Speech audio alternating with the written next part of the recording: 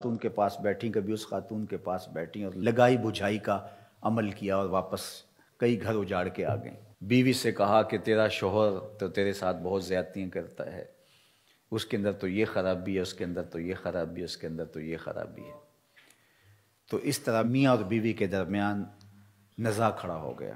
اگر ان کی زندگی گزرے بھی تو تلخ گزرے گی، نہیں تو طلاق پر نتیجہ پہنچے گا۔ اور طلاق جب ہوتی ہے اللہ کا عرش بھی کانپ اٹھتا ہے، کہ یہ کوئی چھوٹی بات نہیں ہے۔ شیطان پانی کے اوپر تخت بچھا کے بیٹھ جاتا ہے اور اپنے چیلوں چانٹوں کو بھیجتا ہے کہ جاؤ ابن آدم میں بدکاریاں پھیلاؤ۔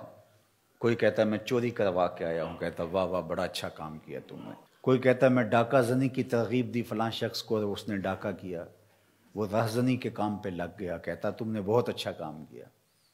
ایک کہتا ہے کہ میں یہ کیا، میں نے یہ کیا، وہ سب کو داد و تحسین سے نوازتا ہے۔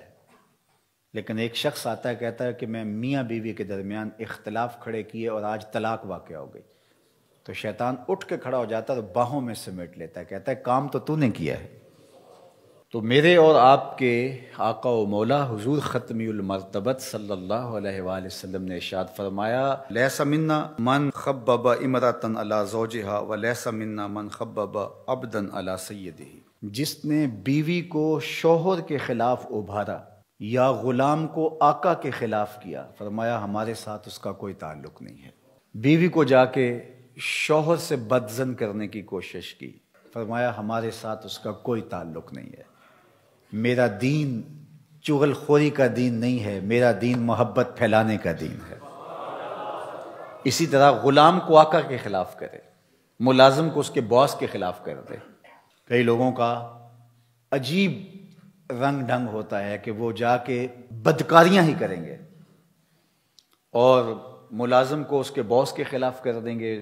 نتیجہ کیا ہوگا کہ وہ یا تو پھر خائن بن جائے گا، یا پھر بدزنی اس حد تک بڑھے گی کہ وہ اس ملازمت سے نکال دیا جائے گا۔ اور یہ اس کو ملازمت متبادل دینے والا نہیں ہے۔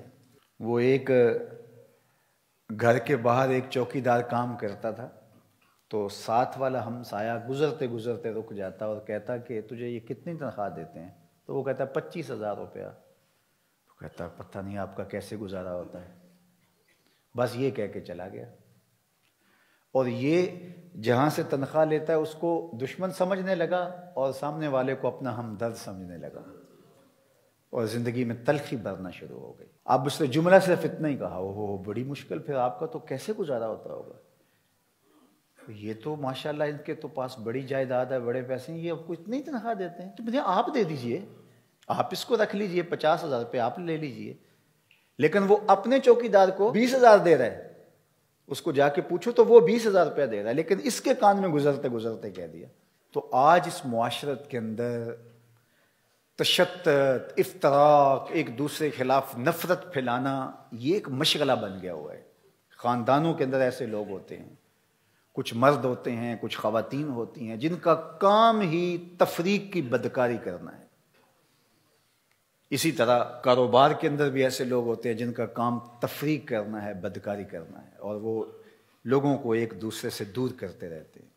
اور سب سے بدترین شخص وہ ہے جو میاں بیوی کو آپس میں دور کر دیتا ہے، اور یہ رشتہ خاندانی وحدت ٹوٹ جاتی ہے۔ اور اس سے بھی بدترین وہ ہے کہ جو مسلمانوں کو تفریق کر کے فرقہ بندی کی بنیاد ڈالتا ہے اور امت ٹکڑے ٹکڑے ہو جاتی ہے۔ تو اس لیے اللہ کے محبوب علیہ السلام نے کتنی سختی سے یہ بات ارشاد فرمائی کہ اس کا ہمارے ساتھ تعلق ہی نہیں ہے، اس کا ہمارے ساتھ رشتہ ہی نہیں ہے۔